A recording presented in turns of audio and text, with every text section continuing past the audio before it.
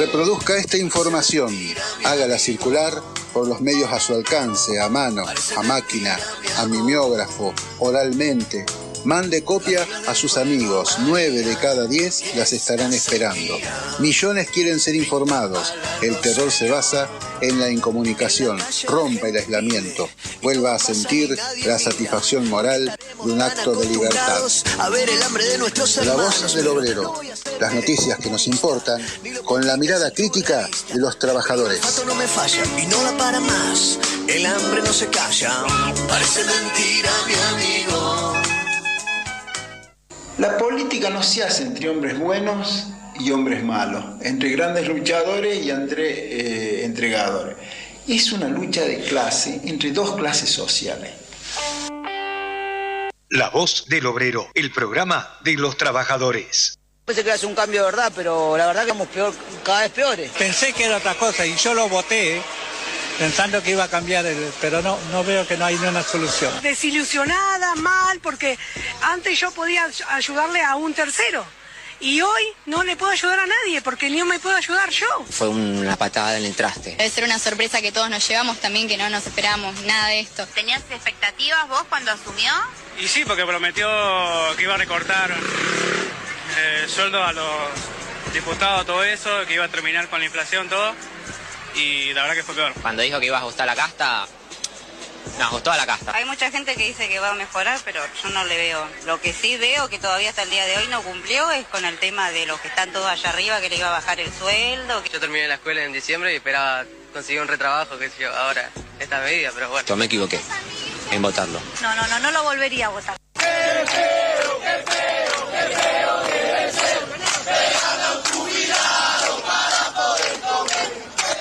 Ya estoy podrido.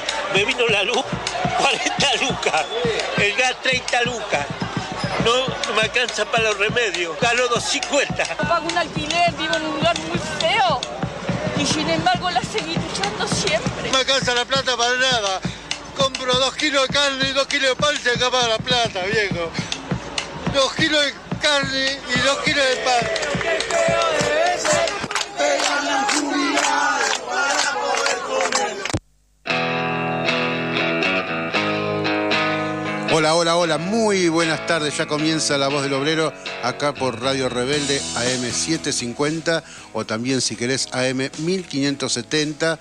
Te vamos a hacer compañía hasta las 8 de la tarde junto a la operación técnica de Dayana Itatí Álvarez, en la conducción de Gustavo, quien les habla, la compañía también de Alberto, a quien saludamos. ¿Cómo andás, Alberto?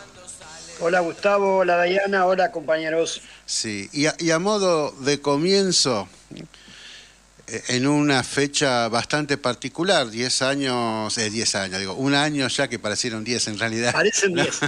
Sí, un año ya de la asunción de Javier Milei. Muchos ya están haciendo balance acerca de si en algo se acercaba los miedos que teníamos allá por diciembre del 2023, la verdad que nos hemos quedado cortos acerca de lo que por ahí pensábamos que se venía a venir.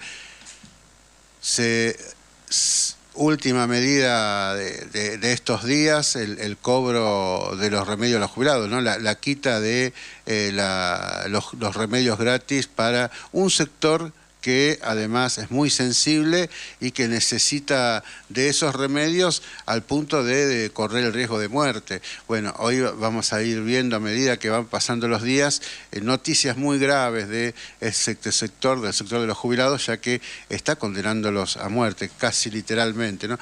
Desde hace más o menos una década la sociedad argentina está fracturada en dos, radicalizada, dividida entre dos mitades, dos proyectos políticos que concentran la voluntad o la adhesión de los diferentes campos sociales. En el medio parece que no va a haber nada, ¿no? Parece estar el vacío. Y esto quizás tenga una historia, ¿no? Allá después de la Segunda Guerra Mundial, cuando el sistema capitalista también estuvo en crisis, cuando para salir de esa crisis se desarrolló el mundo estalló en una Segunda Guerra Mundial. La Primera Guerra Mundial también fue producto de una crisis capitalista de orden mundial o de orden... Era una crisis de acumulación. De acumulación, tal cual, ¿no? Y que siempre la resuelve del mismo modo, con sangre, con guerras, con destrucción. Bueno, en aquel momento... En la Segunda Guerra Mundial, cuando estalló la crisis también del capitalismo, se pensó erradicar esa crisis con dos modelos. El fascismo, por un lado, tratando de imponer el orden del terror a nivel mundial. En el medio estaba el triunfo del primer Estado soviético, el primer Estado de los trabajadores, que enfrentaba a ese fascismo, había ganado la Segunda Guerra Mundial con el accionar de lo que fue entonces el Ejército Rojo, y en contraposición, para de alguna manera cambiar la historia, y bastante lo han logrado, después de esa guerra mundial apareció casi como único ganador Estados Unidos, y detrás de Estados Unidos la política del estado de bienestar. La Segunda Guerra Mundial surgió casi podríamos decir a nivel planetario el estado de bienestar. En este momento... Y acá en Argentina, volviendo un poquito atrás, ¿no? Acá en Argentina, en esa época, como fenómeno de estado de bienestar, así como se dio también en otros países de Latinoamérica, pero muy fuertemente acá en Argentina, surgió el peronismo, con una diferencia que lo destacaba de los otros sectores, que era su composición obrera, ¿no? Había surgido el obrero, había surgido como un elemento político, como un factor político, se le había dado cabida en la participación de la política de la sociedad, y ese movimiento obrero lo había tomado un movimiento obrero que estaba politizado por el anarquismo, por el socialismo, por políticas y por luchas que precedieron al peronismo, pero que rápidamente se encolumnó detrás de esa figura y le dio un carácter especial, a tal punto que cuando se quiso eliminar ese estado de bienestar casi puro que fue el peronismo, los trabajadores fueron desarrollándose diferentes herramientas, diferentes formas de resistencia que a medida que iban avanzando se iban desarrollando una identidad propia del movimiento obrero, un movimiento obrero revolucionario, un movimiento obrero que en el transcurso de la resistencia de todos esos años, desde el 55 especialmente en adelante, fue forjándose una dirección muy fuerte, independiente, revolucionaria, con ideales revolucionarios, que contrapuso también a ese modelo de bienestar burgués una salida del campo popular, una salida del campo revolucionario dirigida por el movimiento obrero. Hoy, quizás la gran ausencia en medio de esta crisis también mundial, casi se repite en forma milimétrica lo que viene sucediendo sistemáticamente crisis tras crisis del capitalismo, en donde la salida son nuevas guerras. Hoy tenemos a Ucrania, tenemos ahora la situación en Siria, tenemos Israel contra Palestina, tenemos un mundo, África, tenemos un mundo convulsionado también por la crisis capitalista mundial, con sectores en pugna, con sectores que disputan el territorio para poder plantearse la extracción especialmente de las riquezas y a tal punto que no solamente a nivel mundial, que incluso se está pensando en disputar el espacio. Bueno, hoy es esa situación de guerra, esa situación de crisis mundial, esa situación de falta de alternativas, tiene la particularidad que, a diferencia de las crisis anteriores, hay una ausencia del movimiento obrero revolucionario, hay una ausencia del movimiento obrero como sujeto social, como actor político independiente, y quizás esto es lo que está planteándose a nivel mundial seguramente, pero también acá en Argentina, el problema central de hacia dónde vamos, cómo salimos de esto, cómo logramos encontrar una salida a las políticas de Milei. Últimamente se viene escuchando muy seguido que Milei ha logrado frenar la inflación, que ha logrado dominar al PJ, dominar a los sectores sociales, a los movimientos sociales, dominar a la izquierda, dominar a todos los actores que se le enfrente. Lo que no cuentan o lo que no sale en relieve, que son esos sectores, la oposición principalmente, los que han salido voluntariamente de escena para dejar hacer y deshacer a un Javier Milei que viene a realizar el trabajo sucio en medio de una crisis en donde está planteándose la transformación del mundo, la transformación de las relaciones tal cual la conocemos hasta ahora. Hay una clara dirección de terminar con la democracia como la conocemos, la democracia que en algún sentido podríamos llamarlo la democracia del estado de bienestar. Hoy se está planteando otros derechos para aquel que tiene dinero simplemente, otras relaciones de superexplotación en donde el trabajador y la sociedad entera está sujeto a las necesidades del gran capital. Se plantea que el dólar va a estar dominado ahí en los 1.000 pesos, que esa va a ser la variable de dolarización para un gobierno que está dispuesto a vender todo con tal de congraciarse con los grandes capitales. Y enfrente no hay nada. Hemos visto cómo le quitan los remedios a nuestros jubilados, cómo atacan diariamente. El eje del ajuste del gobierno de Javier Milei es el sector jubilado principalmente. Se promete eliminar el impuesto país, tras cartón eliminan también los remedios gratuitos. Una cosa va ligada a la otra. De dónde el mismo gobierno ha dicho, si me dicen qué impuesto sacar, tienen que también decirme de dónde lo obtengo ese dinero. Bueno, ha optado por beneficiar a grupos financieros antes que la sociedad.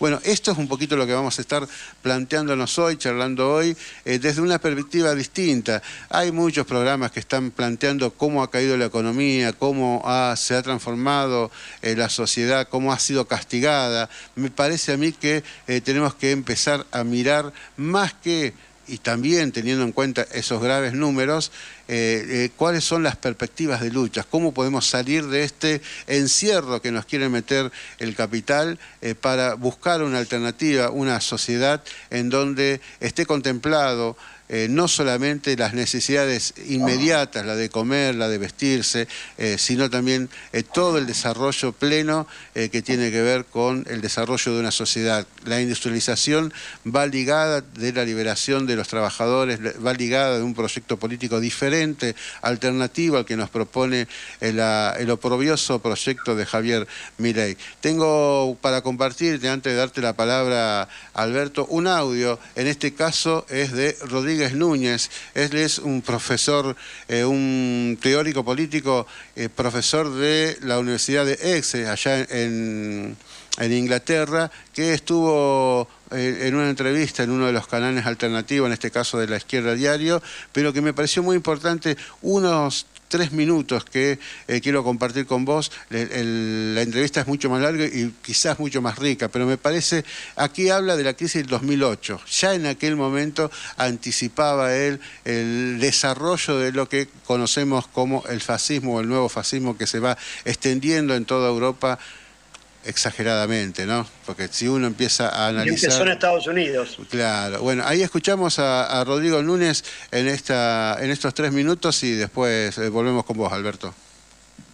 Lo que se abre ahí es una crisis material, en el sentido de que después de la Gran Depresión, lo que viene es una retomada, sin retomada de los empleos, un crecimiento del subempleo, a una precarización creciente. Además, ¿no?, la respuesta de los gobiernos es transferir el costo de la crisis, el costo de salvar a los bancos a la población bajo la forma de medidas de austeridad.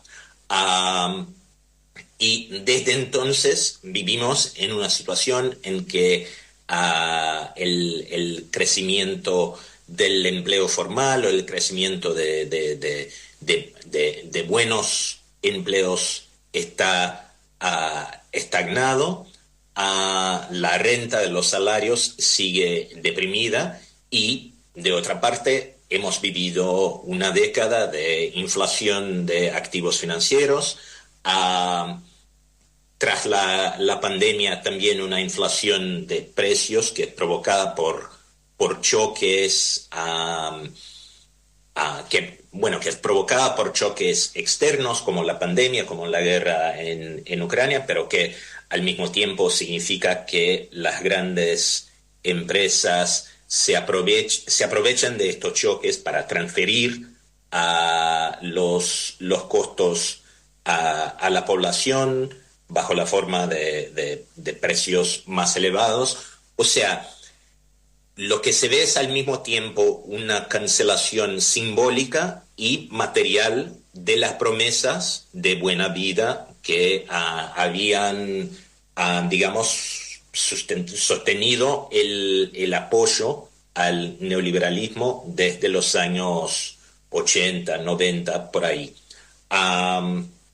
Lo que pasa, sin embargo, es que no hay ninguna fuerza ni ningún modelo en condiciones de reemplazar al neoliberalismo como arreglo del sistema mundial, y las fuerzas políticas y económicas que se han beneficiado del neoliberalismo, que han llegado al poder junto con el neoliberalismo, siguen ahí. Y se dan cuenta, ¿no? En la primera mitad de la década pasada se dan cuenta que pueden hacer un juego de espera a ver qué pasa con estos movimientos, con este ciclo de protestas. El ciclo de protestas finalmente refluye y ellos se dan cuenta que pueden... que no solo pueden quedarse allí donde están, sino que pueden, de hecho, acelerar algunas de las tendencias del neoliberalismo, como la austeridad, la precarización, la uberización, y esto se vuelve aún más fuerte, claro, con la pandemia. Fíjate, no hay fuerza que se lo oponga, dice, no hay una fuerza alternativa, fuerza organizada, fuerza social organizada, y frente a eso se dan el lujo de dejar pasar las luchas, que se vayan muriendo en algún modo, chalecos amarillos, los descontentos de España, que van sacando conclusiones también de esas relaciones de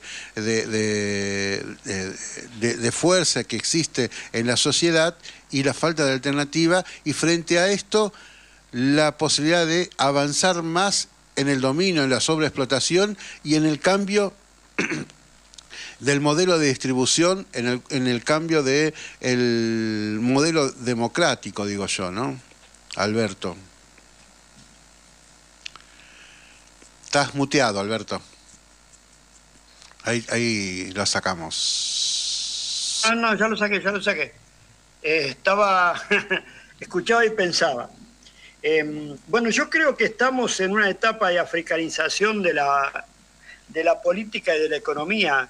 Estamos viviendo épocas previas a un sistema de esclavitud moderna dominado por el capital, o sea, ya lejos de la sociedad esclavista, lejos del feudalismo. En medio de este último capitalismo, para mí ya es la descomposición, este llamado neoliberalismo es la descomposición social del capitalismo, que como ya no puede revolucionar los medios de producción, lo que hace es destruir a los trabajadores, a los que realmente hicieron la revolución industrial, proporcionando una mano de obra que permitió el progreso y el avance de la humanidad. Ahora, con esta africanización, lo que sucede es que amplios sectores de la sociedad se van marginalizando cada vez más, y cada vez más estamos viendo cómo cierran empresas, está cerrando Avon, por ejemplo, una cosa que todo el mundo tenía algún perfumito o algún jabón de Avon, que la empresa es la Natura, es Natura la empresa de Avon, la dueña de Avon. Y cerraron y dejan un montón de trabajadores en la calle, hay una uberización de la economía, algo que este compañero también decía cuando hablaba de la crisis del 2008, son crisis civilizatorias, son crisis del capital, no son crisis de la clase. Nosotros los trabajadores no tenemos esas crisis. Las crisis las tiene el sufrimos las capitalismo. consecuencias.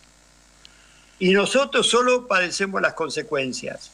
Y vos fijate que cada crisis que hay un sector del capitalismo que sale más favorecido, por ejemplo los Elon Musk, los Warren Buffett, los grandes ganadores, las grandes empresas cada vez tienen más dinero, más plata, más poder. SpaceX ya está mandando cohetes a la Luna donde vos podés pagar un viajecito de 1 hora, no sé cuántos miles de millones de dólares, y la gente no tiene para comer. En ese contexto, en esta sociedad cada vez más desigual, cada vez más despareja, nosotros seguimos poniendo el lomo y ellos siguen llevándose toda la plata y siempre se llevan un poquito más. Esto que hablábamos nosotros de la tasa de ganancia, que siempre está en cuestión, en discusión, acá lo que está sucediendo en el mundo, no solo acá en Argentina. Nosotros somos, digamos, parte del laboratorio de las grandes multinacionales en algo que vos decías. Laboratorio antes, y reordenamiento.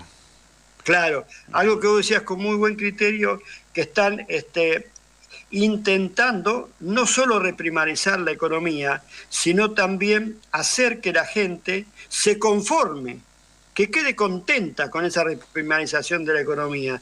Tal es así que ahora este gobierno, desgraciado de Milei, va a festejar haber bajado la inflación. Mirá, ¿a costa de qué? No dice a costa de qué. Festeja haber bajado la inflación, estabilizar la moneda, estabilizar el precio del dólar. Y vos sabés un que dólar vale alrededor de 1.000 pesos. Sí. ¿Cuánto hace que el dólar vale 1.000 pesos? 6, 8 meses. Por eso digo que hay un sostenimiento de la oposición al régimen de Milei, ¿no?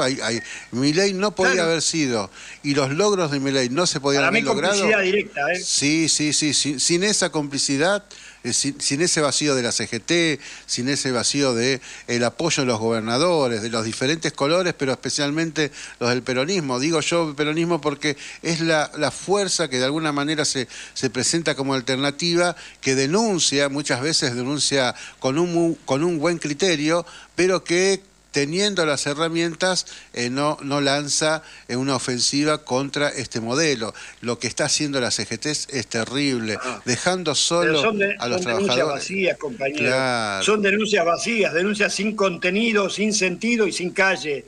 Dicen que todo está mal, pero eso es, viste, como doña Tota, la vecina del barrio, que dice, uy, qué feo que está el tiempo, por ahí va a llover.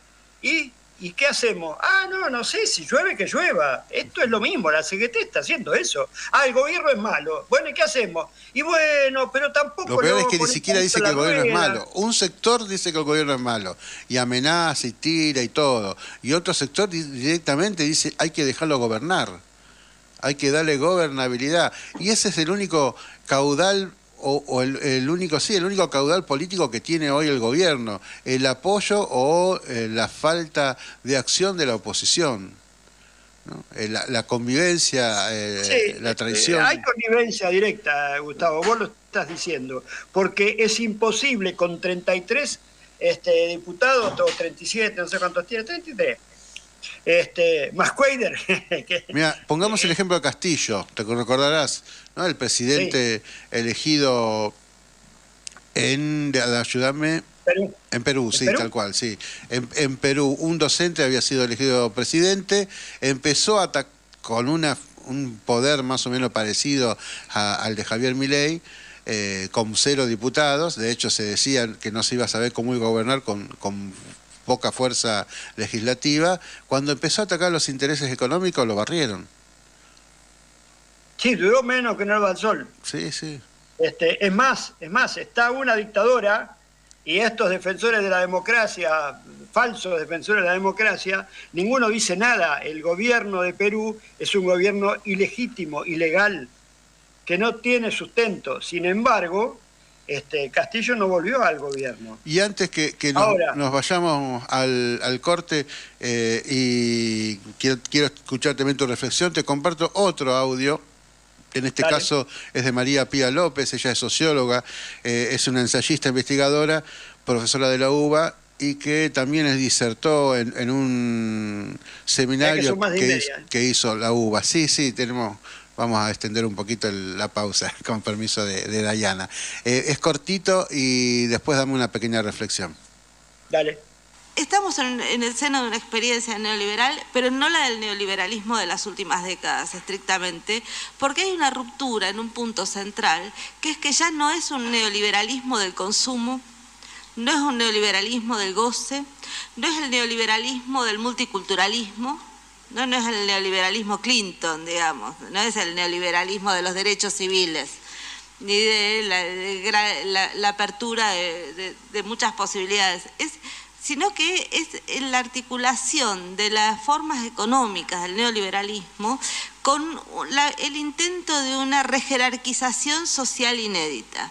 Es decir, es un tipo de neoliberalismo que viene a poner bases cada vez más de intentar estabilizarse sobre formas absolutamente reaccionarias y fundamentalmente rejerarquizantes, ¿no? Y esa rejerarquización es, por supuesto, lo que me parece que vemos en términos muy brutales respecto de los feminismos, de las poblaciones queer, pero también de las disputas contra los intentos de menguar la discriminación racial y de poner en situación las críticas a las formas más estamentales o de casta en la que se estructuran las sociedades, ¿no? Frente a esos movimientos, que eran movimientos señalo esto porque muchas veces habíamos discutido el otro neoliberalismo también, ¿no? Lo habíamos discutido porque ponía resoluciones en términos políticos simbólicos de situaciones estructuralmente desiguales que no se resolvían, ¿no? Esa discusión la teníamos. Bueno, ahora estamos frente a en otro momento, donde el ataque es también contra ese neoliberalismo, ¿sí? Por eso me parece que abre una situación más compleja para pensar y al mismo tiempo es lo que le da una brutalidad significativa. Una brutalidad significativa, dice. El ataque del ultraliberalismo, podríamos decir, en contra del liberalismo común, ortodoxo. ¿No? Y me parece que va muy cerca de la realidad. Sí, la reflexión de la compañera es interesante. De cualquier manera, todavía no hemos visto, esto es la punta del iceberg, todavía no hemos visto todo lo que este gobierno tiene para destruir,